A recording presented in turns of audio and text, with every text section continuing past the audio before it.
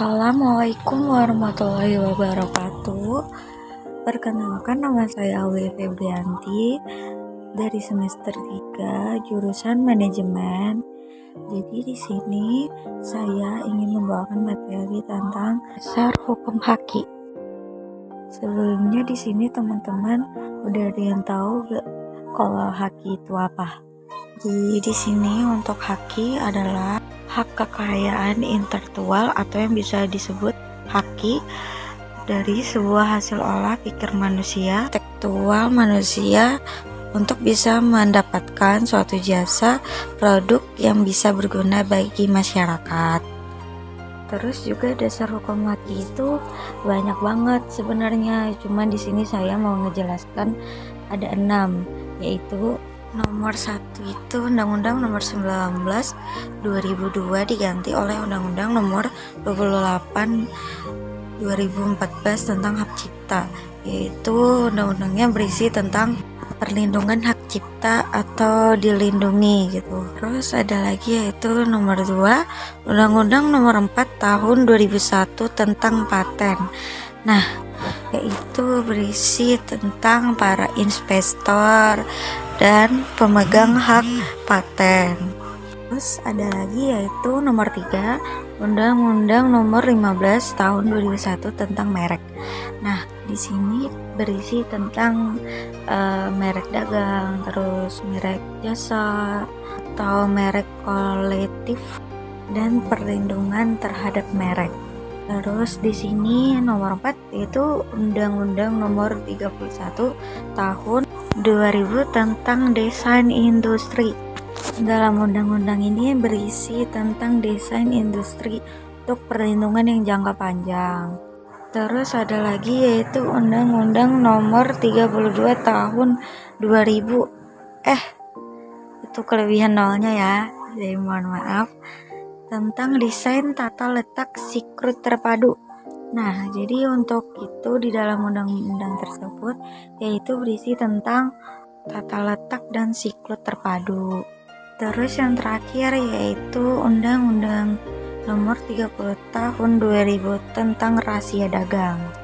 Di sini yaitu undang-undang tersebut berisi tentang rahasia-rahasia dagang, terus juga melindungi rahasia pedagang.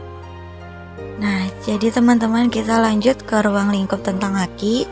Sebelumnya kan kita tadi sudah membahas dasar hukum haki, terus membahas dasar-dasarnya dan undang-undangnya. Terus kita lanjut ke ruang lingkup tentang haki. Nah, di sini perlindungan hak cipta ada 2 ruang lingkup yang berbeda, yaitu hak ekonomi dan hak cipta.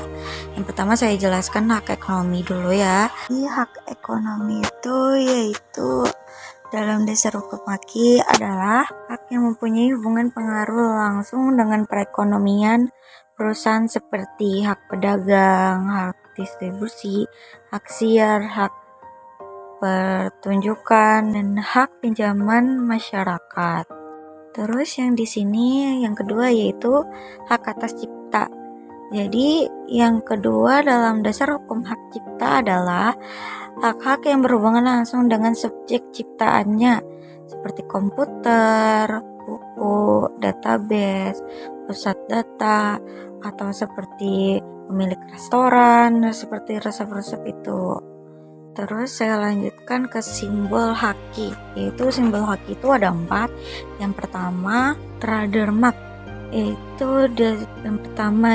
trademark simbol memiliki kepanjangan dari trademark yang mempunyai arti bahwa produk atau merek sedang dalam masa pengajuan. Terus yang di sini kedua yaitu service mark. Nah, jadi di sini mark digunakan menandai suara-suara tertentu, misalnya suara-suara yang unik yang ada pada suatu film. Terus ada lagi yaitu simbol register mark. Yang ketiga, dasar hukum haki register mark menandakan bahwa produk tersebut telah terdaftar atau sudah legal. Terus yang keempat yaitu copyright. Dalam hukum haki yaitu simbol C memiliki arti untuk memiliki hak cipta cipta. Oleh sebab itu kamu harus minta pemilik dulu, minta izin kepada hak cipta untuk mengcopyright. Terus di sini saya ingin menjelaskan cara pembuatan surat haki.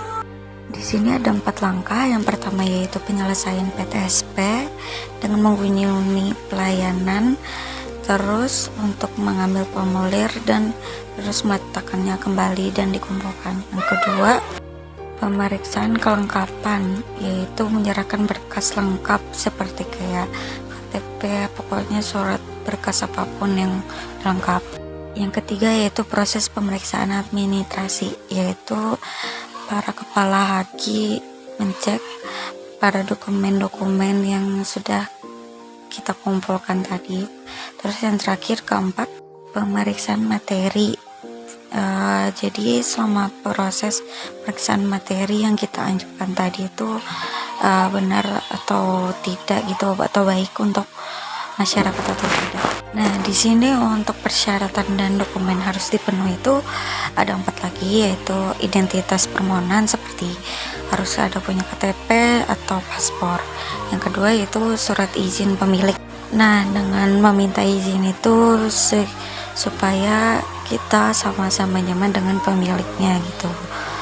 Terus yang ketiga yaitu surat pernyataan. Nah, surat pernyataan itu dibuat antara kesepakatan yang pemilik sama yang mau mengkopinya gitu. Dan yang keempat yaitu pendukungan surat haki. Nah, jadi di sini tunggu surat haki uji di laboratorium dan selesai. Nah, terus untuk cara proses pendaftarannya tuh bisa lewat online, daftarkan diri melalui portal DTTI. Terus yang kedua itu pembayaran biaya pendaftaran pengajuan surat haki. Terus yang ketiga itu pelaporan. Nah, jika sudah semuanya pendaftaran, terus kita tinggal siapkan uang dan terus kita menyiapkan berkas-berkas dan untuk melapor ke kantor DTTI tadi.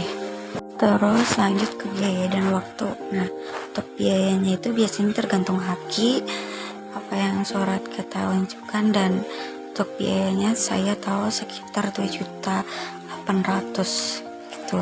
Dan untuk waktunya itu proses pengajuannya itu butuh waktu antara 2 atau 4 bulan. Itu tergantung dari pengajuan kita berapa banyak yang masuk.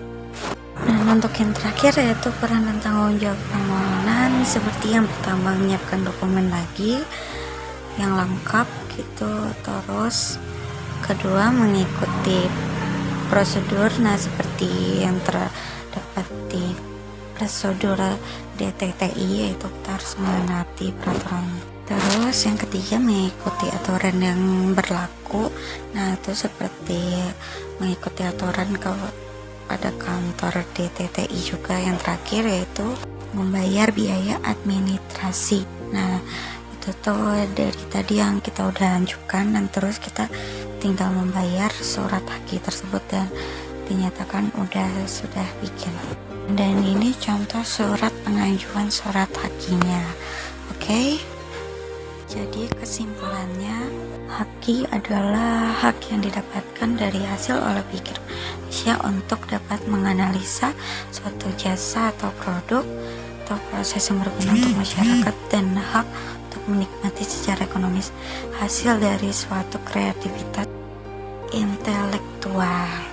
Dan juga keuntungan haki yaitu mendapatkan keuntungan finansial dengan melindungi hak kekayaan intelektual dan diakui internasional, diakui secara internasional, dan dapat memberikan keuntungan bisnis yang signifikan. Begitulah kesimpulannya teman-teman. Nah, jadi itu jadi dari materi dasar-dasar haki dan cara pembuatan surat haki. Sekian dari saya, terima kasih. Wassalamualaikum warahmatullahi wabarakatuh.